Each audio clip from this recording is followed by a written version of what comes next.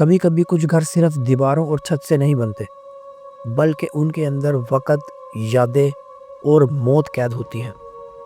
آج کی کہانی میں آپ کو جو سنانے جا رہا ہوں، یہ کوئی افسانہ نہیں ہے۔ یہ اس گھر کی کہانی ہے جہاں گھڑی کا وقت رک جاتا ہے، آئینے میں ریفلیکشن مسکراتا ہے، اور ایک عجیب کمرہ جو 2:17 پر کھلتا ہے۔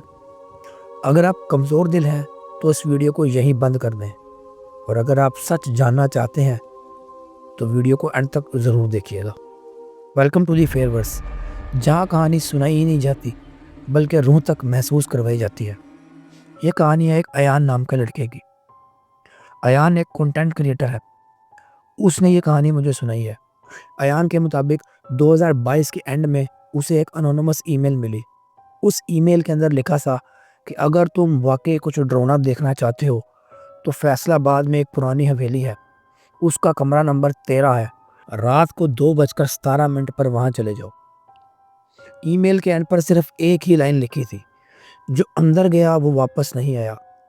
ایان کہتا ہے کہ میں نارملی اس طرح کے ای میلز کو اگنور کر دیتا ہوں، لیکن اس ای میل کے اندر ایک فوٹو تھی، اور اس فوٹو میں ایک کمرہ تھا، اور اس کمرے کے کونے میں ایک انسان کھڑا تھا جس کا چہرہ بلر نہیں بلکہ ایسے تھا جیسے کسی نے اریز کیا ہو۔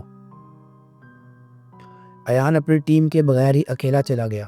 لوکیشن سٹی سے دور تھی، فیلڈز کے بیچ میں ٹوٹی ہوئی ایک حویلی تھی۔ گیٹ کھلتے ہی ایک عجیب سی چیز نوٹس کی۔ ہوا بند ہو گئی، پرندوں کی آواز اچانک غائب ہو گئی، اور موبائل نیٹ ورک بالکل زیرو ہو گیا۔ جیسے ہی ایان اندر انٹر ہوا تو اس کی گھڑی 2:17 پر رک گئی۔ اس نے سوچا کہ شاید کوئی گلچ ہوگا، لیکن ہر گھڑی، ہر ڈیوائس صرف 2:17 دکھا رہی تھی۔ اوپر فلور پر 13 نمبر کمرہ تھا۔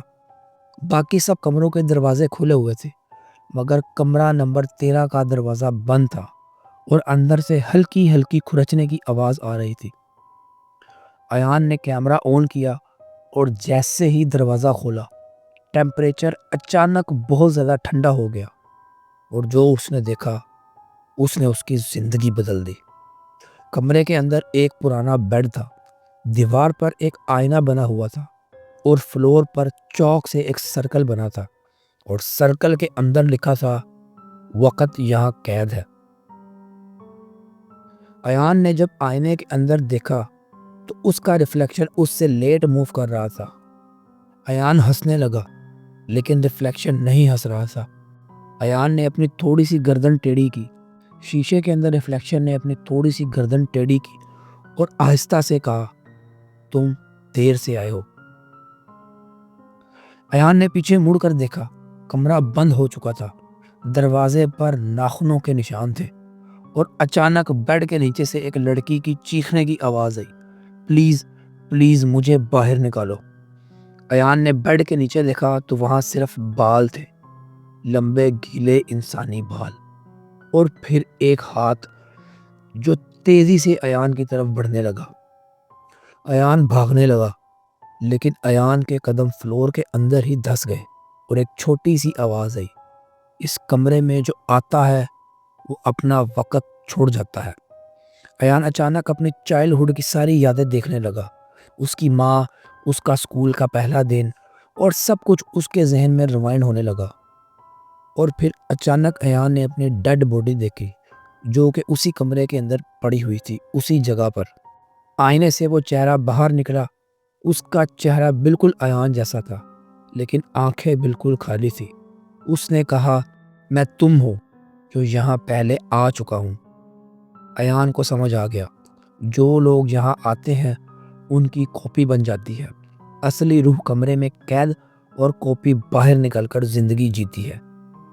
ایان چاک سرکل کو پاؤں سے مٹانے لگا، کمرہ ایک دم چیخ اٹھا، دیواریں ہلنے لگی، اور شیشہ ٹوٹ گیا، اور ایان بے ہوش ہو گیا۔ جب ایان کو ہوش آیا تو وہ ایک ہاسپٹل میں تھا، اور ڈاکٹر نے اسے ایک ایسی بات کہی جس کو سن کر ایان بالکل ہی سن ہو گیا۔ ڈاکٹر نے ایان کو کہا کہ تم پچھلے 3 دن سے کوما میں تھے، لیکن ایان کی گھڑی ابھی بھی 2:17 دکھا رہی تھی۔ ایان کو ابھی بھی رات کو کئی دفعہ وہ آئینہ نظر آتا ہے، وہ کمرہ نظر آتا ہے اور اکثر تو ایسا ہوتا ہے کہ آئینے کے اندر ایان کو ریفلیکشن پہلے ہنستا ہوا دکھائی دیتا ہے۔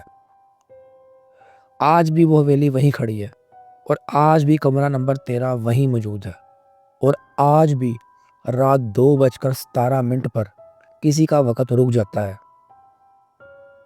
اگر آپ اس کہانی کو صرف کہانی سمجھ رہے ہیں تو اپنی گھڑی دیکھیں، اور اگر ابھی بھی وقت چل رہا ہے تو آپ بالکل محفوظ ہیں۔